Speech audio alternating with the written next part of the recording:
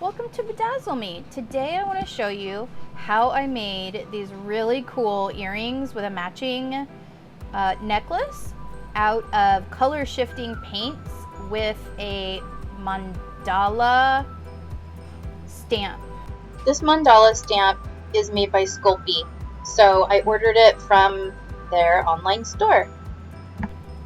This project was inspired by Gabbie Ashman from Optical Amoeba.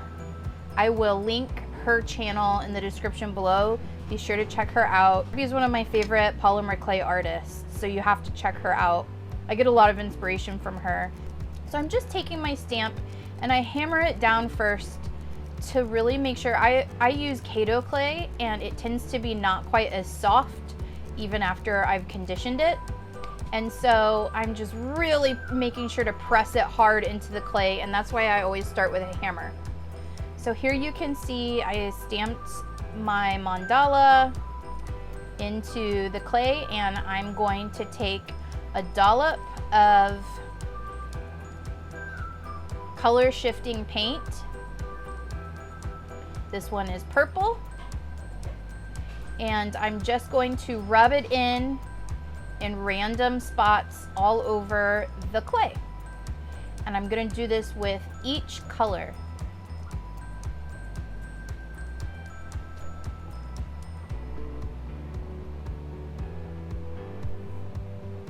So now I use the blue, and I love how the blue and the purple run into each other. I think it is so pretty. So I'm trying to get as much blue as I can to jut up right against my purple.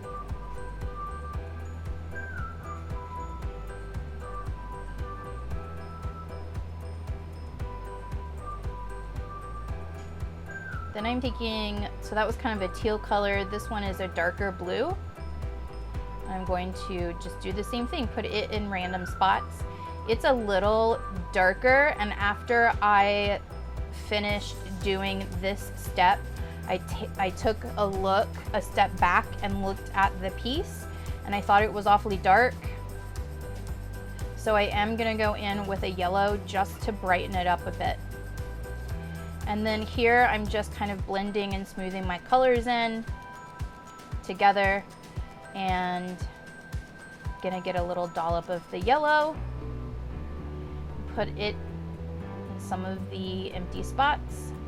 And I don't want to use a lot of the yellow because I mostly like the purple and the blues.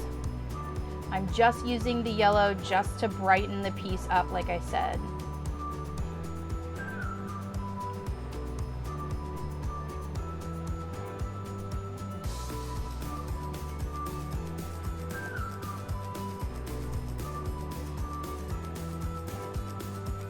So now I'm taking a baby wipe. You could use a wet paper towel if you don't have baby wipes.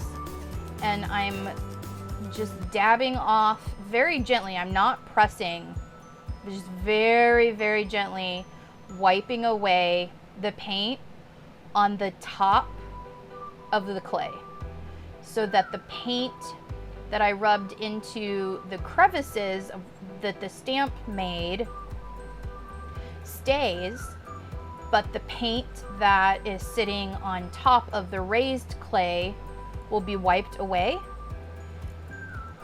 And this helps to really make the design on the stamp pop, because it's going to be black, and then it'll have the color shifting in the crevices. So now I'm just taking my teardrop shape and I move it around the clay until I get a piece that I like, and I go ahead and press in, and I do the same thing so that I get two of them. And then I'm going to use the same shape cutter, but just a smaller, one step smaller, and I'm going to do the same thing. So again, just moving around the cutter until I like what I see in the middle of the cutter before I actually press down and make any cuts.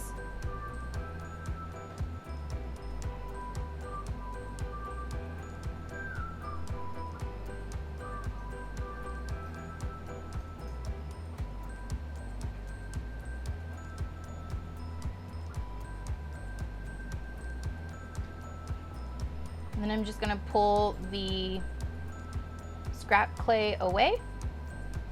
And I'm gonna do this one more time, so I rolled out a piece of Kato black on the thickest setting of my pasta machine, made sure it was as soft as I could get it before I rolled my stamp over it. And I'm just gonna repeat the exact same process with dollops of purple, teal, blue, and yellow color shifting paints into the stamp, making sure that I really rub it in so that the color, the paints really get down into those crevices that the stamp made. And the reason I'm doing this twice is because I want a front and a back. I want the back of my piece to have a design on it too.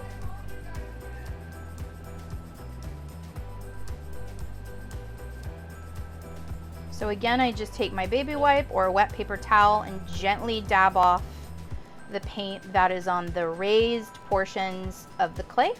And then I'm taking my large teardrop cutter and then a one size smaller teardrop cutter and cutting out pieces that I think will look good.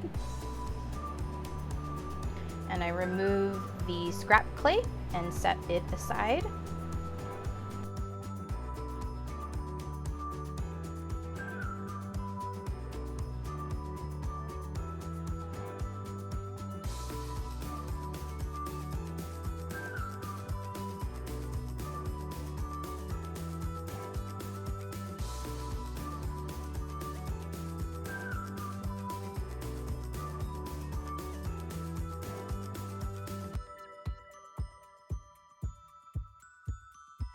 So I've taken an eye pen, and you can see here that I've made it crooked, and I did that with my pliers, and that's to help make sure that it doesn't just slide right out.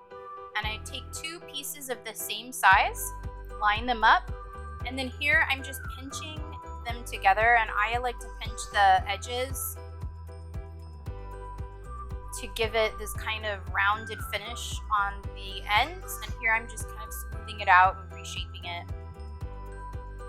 It was really hot this day, and so the clay was really malleable.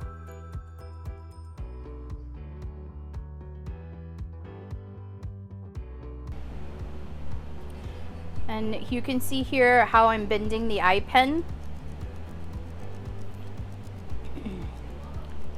And then I'll take that eye pen and again do the same thing. Turn over my piece so that it's the decorated side is down and the plain side is up. And then put my eye pen down with the eye sticking out, and then put another piece on top. And again, I'm just gonna pinch my edges together and smooth out and reshape the piece.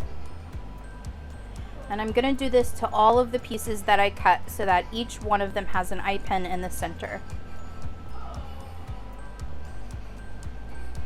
You see here, I'm just kind of reshaping it and pushing down on those edges until I get it to the shape that I like.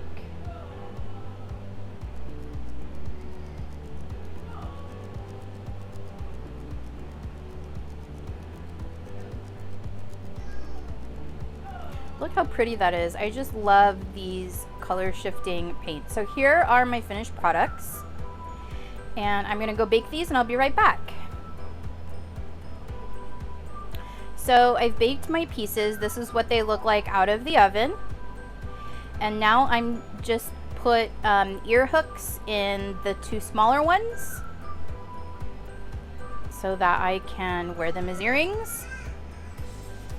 And in the larger piece, I had this black cord. It's like a satinish, shiny satin color, black color cord. And I put that with a chain, made them the same length, and I strung the larger piece onto it. And here is the finish. I just love this so much. Thanks so much for watching. If you try this, be sure to post your pictures in the comments below so that I can see how yours turned out. Thanks for watching. We'll see you next time.